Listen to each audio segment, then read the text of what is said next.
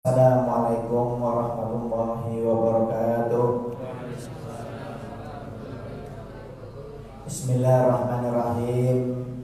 Alhamdulillah alladzi ja'ala syahra ramadana syahrul mubarak wa syahrul azim wa ja'ala syahra ramadana syahrul qiyam wasyam wa fi syahri ramadan fihi unzilal Qur'an wa fi syahri ramadan fihi lailatun alladzi huwa khairun min alfi syahr.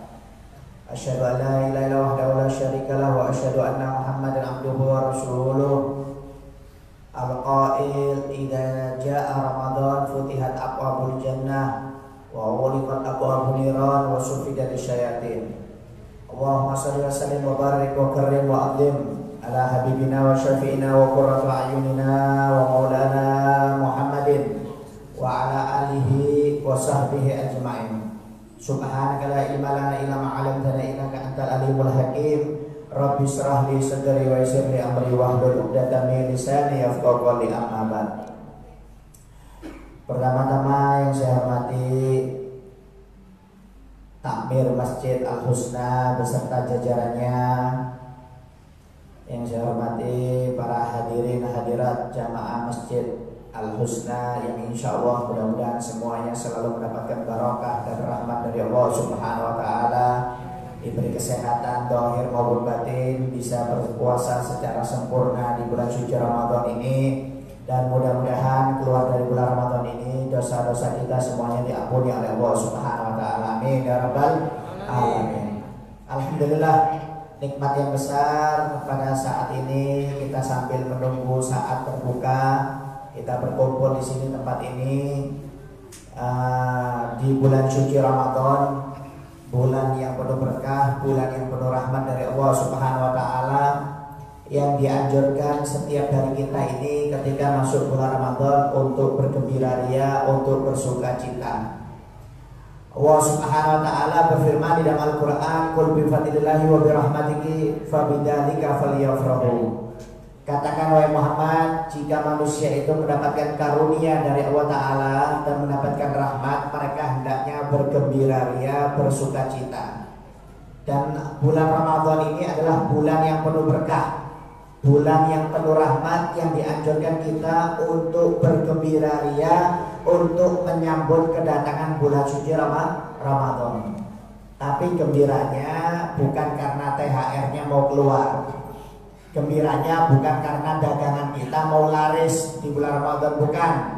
Ya, apalagi ibu-ibunya wadenya laris, pasar Ramadannya sore-sore di Masjid Agung laris, bukan itu. Gembiranya untuk memperbanyak ibadah kepada Allah Subhanahu wa Ta'ala. Ya. Wajib kita bergembira ria menghadapi bulan suci Ramadan ini dengan memperbanyak ibadah.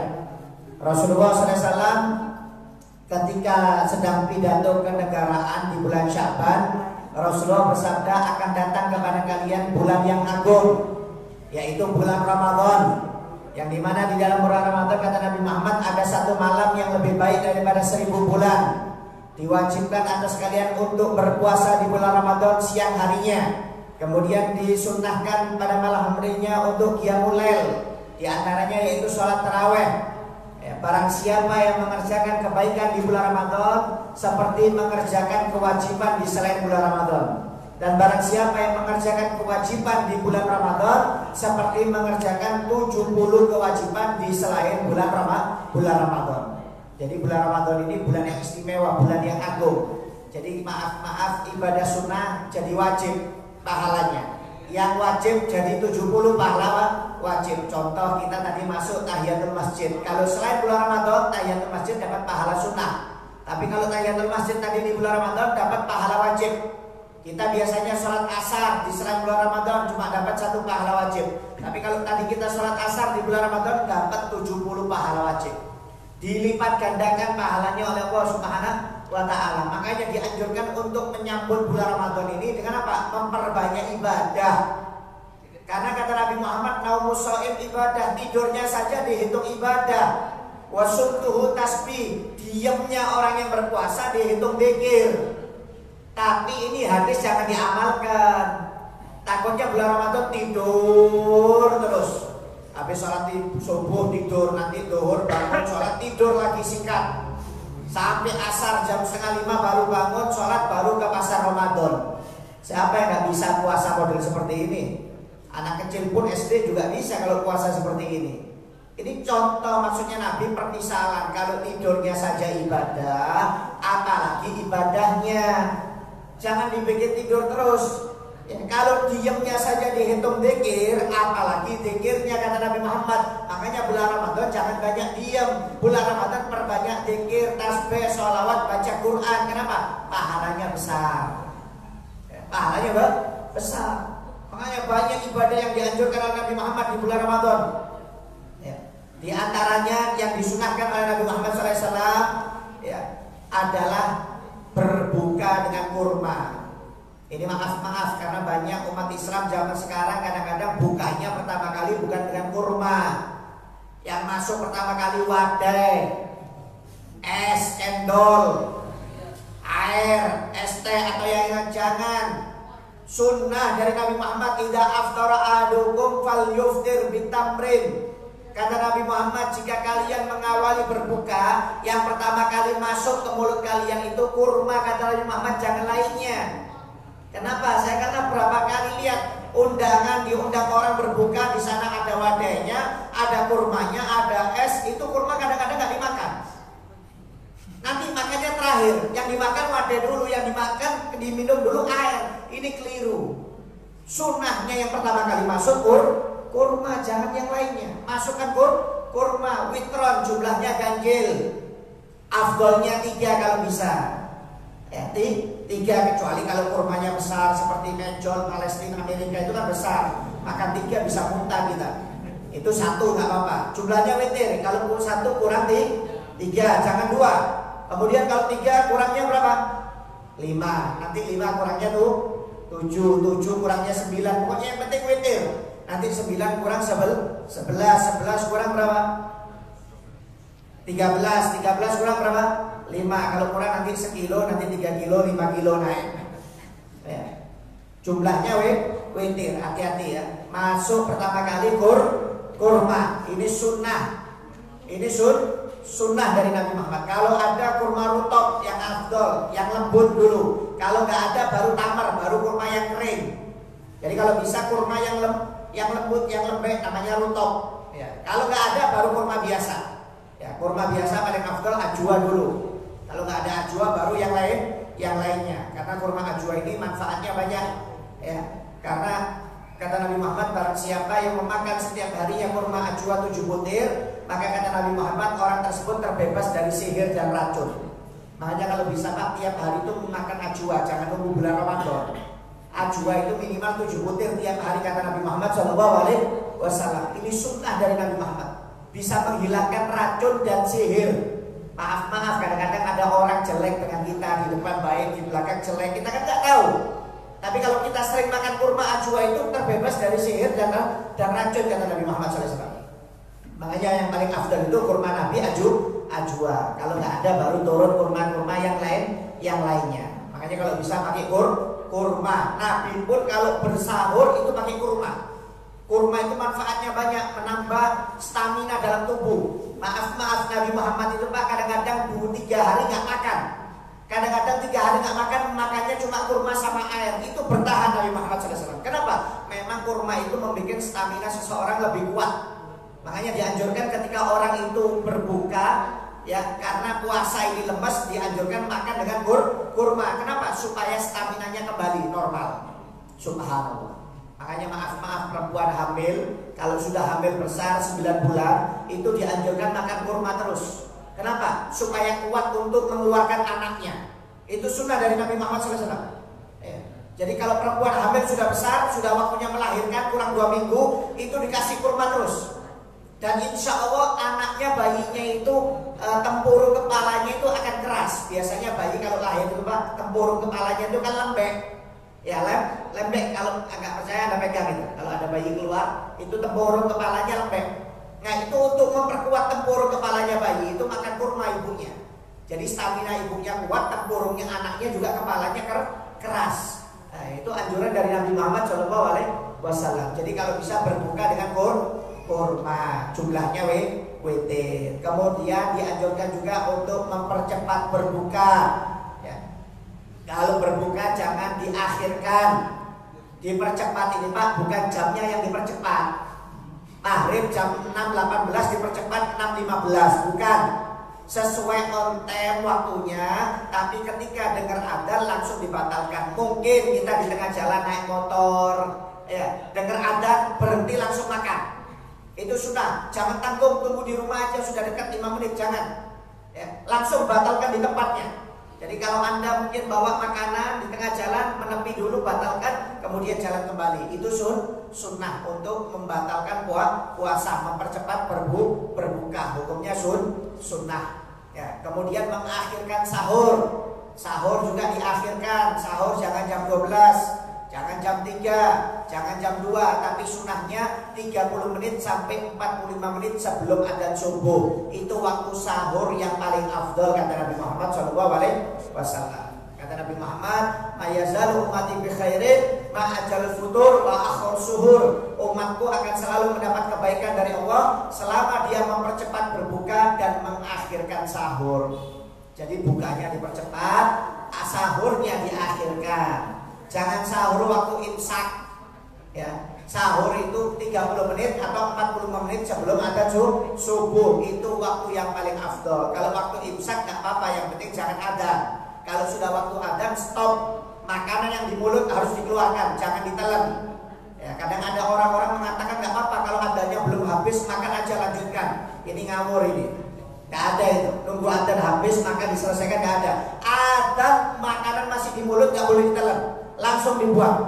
Ya, langsung dibuang. Makanya disunahkan untuk ketika imsak itu nggak usah makan, nggak usah minum. Kenapa? Takut tengah-tengah makan sudah adzan, akhirnya dibuang itu makanan. Ya kalau makanan kuah, kalau makan kering pakai sambal belum sempat minum, ya nggak taunya adzan. Akhirnya ketika kita tengah-tengah puasa tenggorokan kering. Kenapa? Belum sempat minum ketika sahur. Makanya ada waktu imsak itu sunnah. Makanya mengakhirkan sahur, kemudian mempercepat berbuka. Kemudian kata Nabi Muhammad, tasaharu walau bisyu'ratin ma. Kemudian jangan sampai nggak sahur kata Nabi Muhammad walaupun cuma minum air. Mungkin malam sudah makan 3 piring jam 12. Ya, waktu jam 3:30 masih kenyang, nggak apa-apa, bangun minum air saja. Itu sunnah. Jangan sampai nggak sahur kata Nabi Muhammad, tetap sahur walaupun cuma minum air. Itu hukumnya sunnah.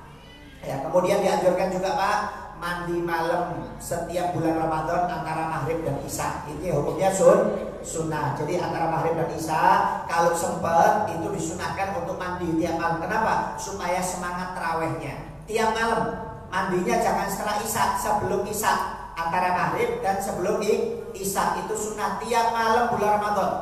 Satu malam satu kali mandinya. Satu malam satu kali. Itu sunnah. Ini banyak sunnah yang ditinggalkan juga oleh sebagian umat Islam.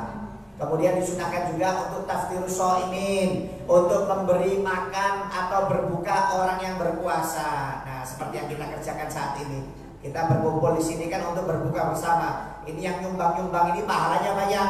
Kata Nabi Muhammad, orang yang ngasih makan orang yang berbuka itu pahalanya sama seperti orang yang berpuasa. Gak dikurangi sama sekali kata Nabi Muhammad SAW. Makanya maaf kalau di Arab, di Timur Tengah itu orang berebut ngasih makan orang yang puasa. Kenapa? Pahalanya besar. Maaf kalau ini ada 50 orang, satu orang nyumbang, maka satu orang itu dapat puasanya 50 orang tanpa dikurangi sama sekali kata Nabi Muhammad SAW. Kalau di Arab banyak Pak. Sampai maaf kalau Anda insya Allah mudah-mudahan pernah puasa di Mekah atau di Madinah, itu kalau bulan Ramadan kalau Anda mau masuk ke masjid itu ada yang narik supaya Anda duduk ke tempatnya mereka supaya Anda bisa berbuka.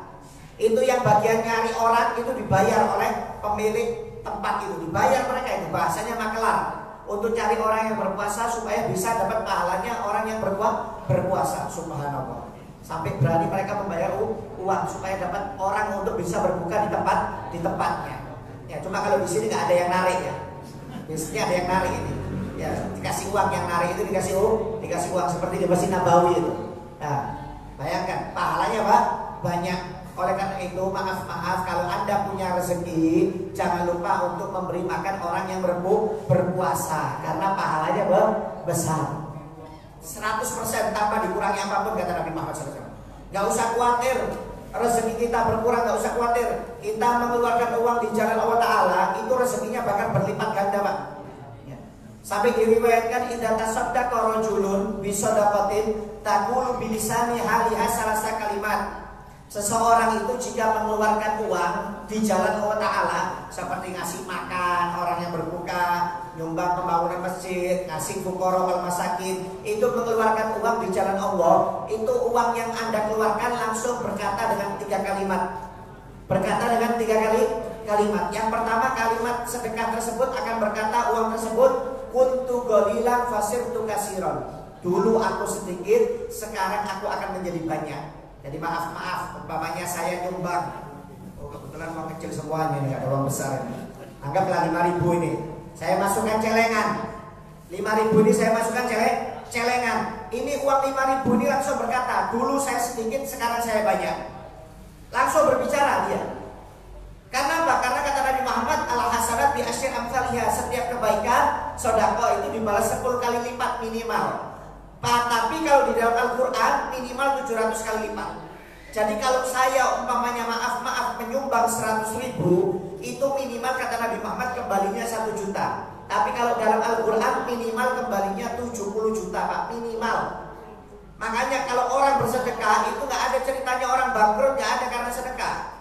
Karena orang yang bersedekah itu rezekinya bakal berlipat ganda kata Nabi Muhammad SAW. Makanya ketika kita mengeluarkan uang di jalan Allah, uang itu langsung berbicara, dulu saya sedikit, sekarang saya akan menjadi banyak.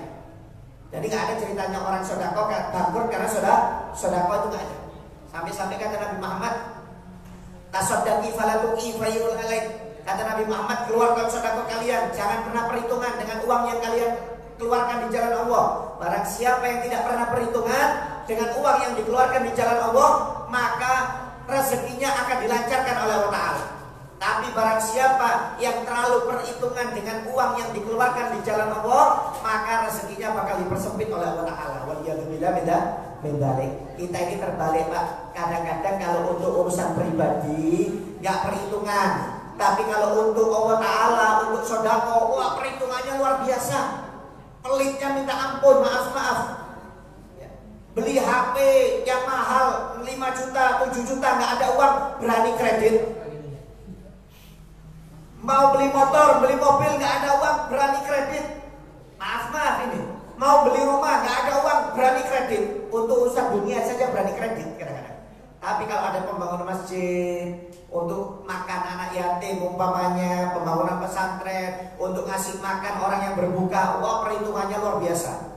Mengeluarkan 50.000 ini seakan-akan banyak. Waliyadzubillah min dzalik. Jangan, kita kadang-kadang terbalik. Untuk kepentingan pribadi nggak perhitungan, untuk Allah Ta'ala perhitungan. Kemudian yang kedua, uang yang kita keluarkan di jalan Allah itu akan berkata kuntu faniyan fasirtu baqiyan. Dulu aku sirna, sekarang aku akan kekal. Maaf Pak, kita punya rekening 1M umpamanya, punya sertifikat rumah, punya BPKB-nya mobil. Maaf kalau mati kira-kira dibawa ke kubur itu? Kira-kira dibawa ke kubur? Gak ada, jadi warisan, sirna. Jadi warisan. Uang Anda yang 1M, rumah Anda, mobil Anda, semuanya jadi warisan, sirna. Apa yang kekal, yang bisa Anda petik nanti di hari kiamat, yaitu uang yang Anda keluarkan di jalan Allah Ta'ala. Anda punya tanah, Anda bangun untuk masjid. Anda punya uang nyumbang untuk pembangunan masjid. Anda punya tanah untuk pesantren. Anda punya uang untuk fuqara masakin. Itu uang yang menjadi hak milik Anda nanti di hari kiamat. Kalau yang di dunia itu bukan hak milik Anda, itu akan menjadi warisan. Waliyadzubillah min dzalik. Makanya maaf orang dulu, Pak, itu kalau sudah tua, hartanya langsung dibagi kepada anak-anaknya, nggak nunggu meninggal. Kenapa? Yang pertama kalau nunggu meninggal, yang pertama anaknya takut bertengkar gara-gara warisan. Dan yang kedua, itu seluruh hartanya akan dihisap oleh Allah Ta'ala. Contoh, maaf, saya punya uang 1 miliar. Kalau nggak saya bagi kepada anak-anak saya sebelum saya meninggal, itu nanti di hari kiamat uang 1 miliar itu dihisap karena punya saya. Tapi kalau saya sebelum meninggal sudah saya bagi 250, itu nanti di hari kiamat saya nggak dihisap, dianggap saya nggak punya uang. Kenapa? Karena sebelum meninggal uangnya sudah dibagikan. Dan itu lebih afdol, meringankan hisap kita. Makanya orang dulu itu senang seperti itu, Pak. Kalau orang sekarang kan enggak, ditumpuk, akhirnya ketika meninggal rekeningnya masih banyak, tanahnya masih banyak, anaknya bertengkar, kemudian dia dihisap nanti di hari kiamat. Waliyadzubillah min dzalik. Oleh karena itu jangan bangga kalau tabungan kita banyak, rekening banyak, sertifikat rumah tanah banyak, itu bukan hak milik kita. Itu akan sirna, akan jadi warisan. Yang kita keluarkan di jalan Allah itu yang kekal, kata Nabi Muhammad SAW. Kemudian yang ketiga, harta yang kita keluarkan di jalan Allah akan berkata, kunta tahfaduni fasirtu afaduka. Dulu kamu menjaga saya, sekarang saya yang menjaga kamu.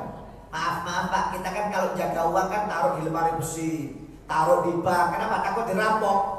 Ya, kita jaga uang, nggak ada ceritanya uang jaga kita, nggak ada. Kita yang jaga uang sekarang ini. Tapi kalau kita mengeluarkan sodako, mengeluarkan uang di jalan Allah, itu harta yang menjaga kita.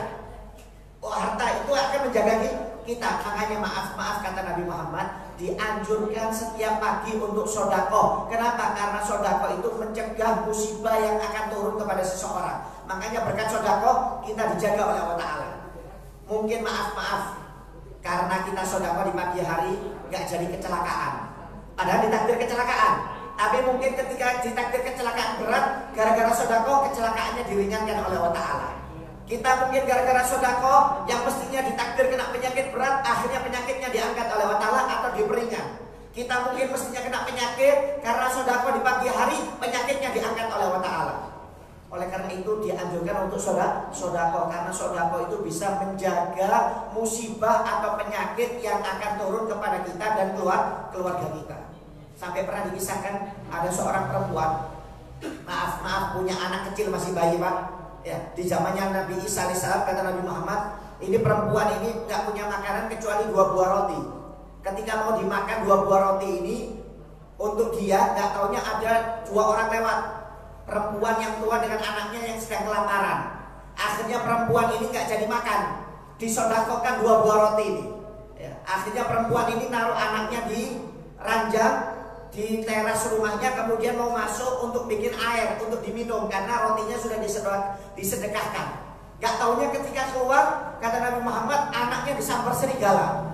Anaknya yang masih bayi ini disambar serigala. Sampai teriak itu perempuan. Di daerah kampungnya, desanya nggak ada orang yang meninggal. Serigala itu ngambil anaknya, dibawa masuk ke dalam hutan. Sambil menangis ini perempuan. Kenapa? Anak satu-satunya yang masih bayi disambar serigala. Subhanallah, kata Nabi Muhammad, gak lama kemudian datang cahaya yang luar biasa sambil menggendong anaknya. Dikembalikan kepada ibu tersebut tanpa ada cacat sama sekali. Si ibu itu bertanya kepada cahaya, siapa kamu ini? Apakah kamu malaikat yang menyelamatkan anakku? Kata cahaya tersebut, bukan. Saya adalah sodako yang kamu keluarkan tadi, yang kamu berikan kepada fuqara wal masakin. Berkat tersebut sodako yang kamu keluarkan, aku diperintahkan oleh Allah untuk menyelamatkan anakmu gara-gara sodako yang kamu kerjakan. Subhanallah. Padahal kalau secara akal logika, kata Nabi Muhammad, hilang itu anaknya. Cuma gara-gara dia sodako, diselamatkan oleh Allah Subhanahu wa Ta'ala. Subhanallah. Oleh karena itu perbanyak sodako. Kalau sakit Pak juga sodako, jangan cuma ke dokter. Sakit itu dianjurkan sodako. Dawu mardokum bis sodako. Obati penyakit kalian dengan sodako, kata Nabi Muhammad. Ikhtiar ke dokter, minum obat itu penting. Sodako juga penting. Ya. Sampai ada seseorang datang kepada Sayyidina Ali bin Abi Thalib. Dia mengeluh sakit. Oleh Sayyidina Ali suruh sedekah 100 dirham.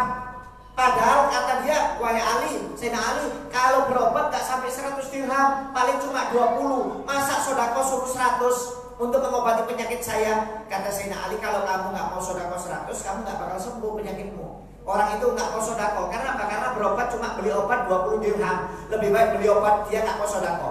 Gak taunya Pak, penyakitnya tambah parah. Datang kepada Sayyidina Ali, wahai Sayyidina Ali, saya mau sodako, serahkan 100 dirham karena penyakit saya tambah parah. Kata Sayyidina Ali, kalau tambah parah naik 200 dirham.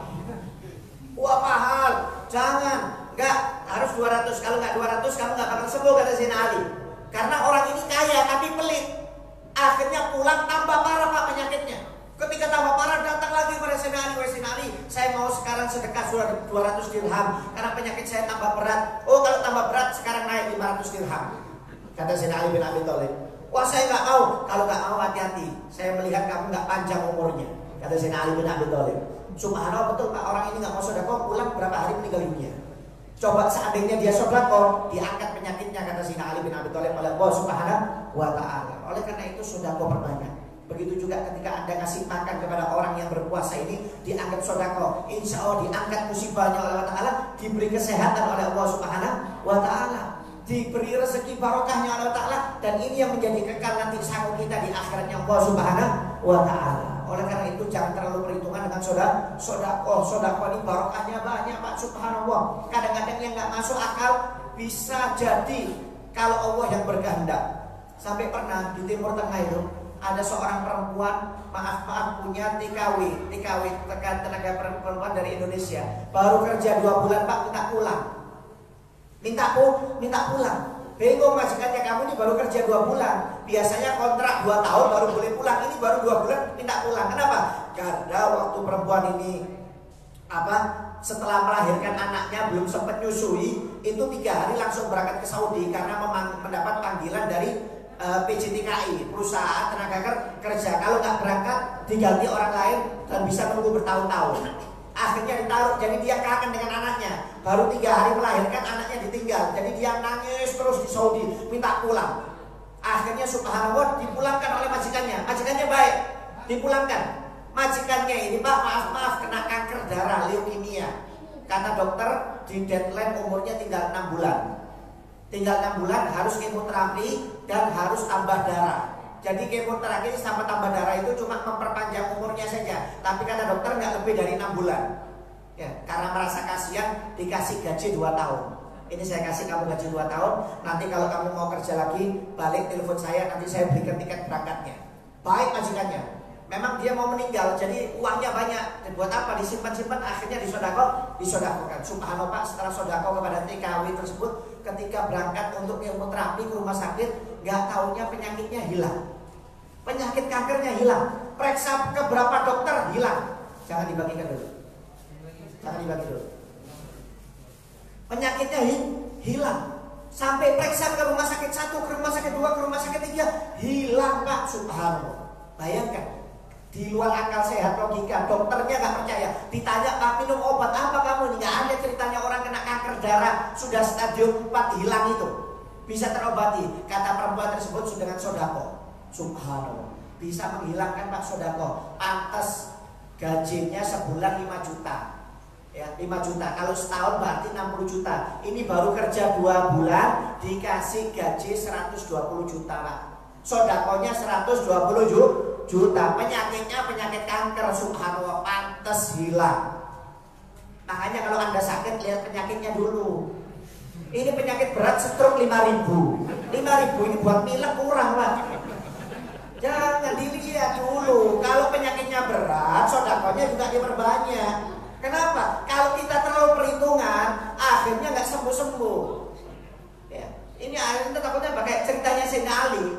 Ya, penyakitnya berat, nggak mau sedekah, akhirnya dicabut nyawanya oleh Allah Ta'ala. Oleh karena itu jangan terlalu perhitungan dengan uang yang kita keluarkan. Ya, mudah-mudahan uang yang kita keluarkan di jalan Allah semuanya dikasih barokah rezekinya oleh Allah Ta'ala, dilancarkan rezekinya oleh Allah Ta'ala. Mudah-mudahan urusannya hajatnya dikabulkan oleh Allah Ta'ala, dan mudah-mudahan kita diberi kesehatan oleh Allah Subhanahu Wa Ta'ala di bulan suci Ramadan ini, bisa berpuasa sempurna, meningkatkan kualitas ibadah kita dengan sholat tarawih, bisa menghatamkan Al-Quran, dan setiap harinya bisa bersedekah memberi makan orang yang sedang berpuasa, dan mudah-mudahan membawa keberkahan untuk kehidupan kita dunia dan akhirat. Amin ya rabbal alamin. Ini sedikit yang bisa saya sampaikan sambil menunggu adzan maghrib. Silahkan dibagi buka puasanya sambil membaca istighfar Ramadan bersama-sama. Assalamualaikum warahmatullahi wabarakatuh.